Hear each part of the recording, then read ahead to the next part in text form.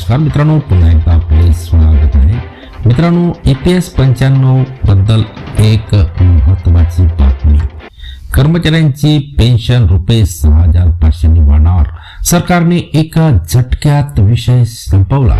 जाणून घ्या ही मोठी बातमी व्हिडिओच्या माध्यमातून. त्याकरता व्हिडिओ शेवटपर्यंत पहा. मित्रांनो, चॅनलला आपण सबस्क्राईब केलं नसेल तर सबस्क्राईब करा, व्हिडिओला लाईक करा. सोबतच मोठी बातमी आपल्या सर्व मित्र व परिवाराला सुद्धा शेअर करायला विसरू नका. तर मित्रांनो, EPFO कर्मचाऱ्यांसाठी अत्यंत महत्त्वाची बातमी आहे. आता PF धारकांना मिळणारी पेन्शन वाढवण्याची शक्यता आहे. सरकार बेसिक पेन्शन 1,000 रुपयावरून 7,500 रुपये करण्याच्या तयारीत आहे असे सांगण्यात येत होते. आता यावर सरकारने आपले मत मांडले आहे.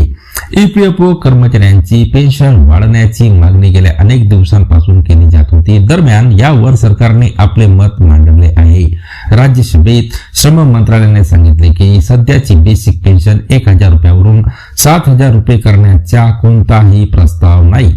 कोणताही निर्णय घेताना पेन्शन फंडची आर्थिक स्थिरता लक्षात घेणे गरजेचे आहे. संसदेत काय झाले पहा मित्रांनो.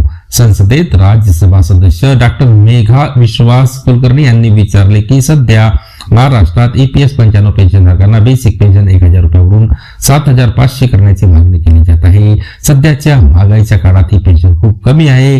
त्यामुळे किमान पेन्शन सुधारण्यासाठी सरकारकडे काही वेळापत्रक आहे का, असा प्रश्न त्यांनी विचारला. कामगार आणि रोजगार मंत्रालयाच्या राज्यमंत्री सुश्री शोभा करंदलाजे यांनी सांगितले की कर्मचारी पेन्शन योजना 1995 ही सामाजिक सुरक्षा देणारी योजना आहे. हा निधी 2 स्त्रोतांपासून तयार केला जातो. यामध्ये नियुक्त्यांचे वेतन 8.33% असते. केंद्र सरकार दर महिन्याला 15,000 रुपयाच्या वेतनावर 1.16% योगदान देते. EPS पेन्शनधारकांना दर महिन्याला 1,000 रुपये दिले जाते. EPS 95 अंतर्गत पेन्शन निधीचे वार्षिक मूल्यांकन करणे अनिवार्य आहे. या मूल्यांकनाचा उद्देश उत्पन्नाची भविष्यातील पेन्शन पेमेंट्स खर्चाशी तुलना करून सध्याच्या निधीचे मूल्यांकन करणे आहे. पुन्हा भेटूया मित्रांनो नवीन अपडेटसह पुढच्या व्हिडिओमध्ये.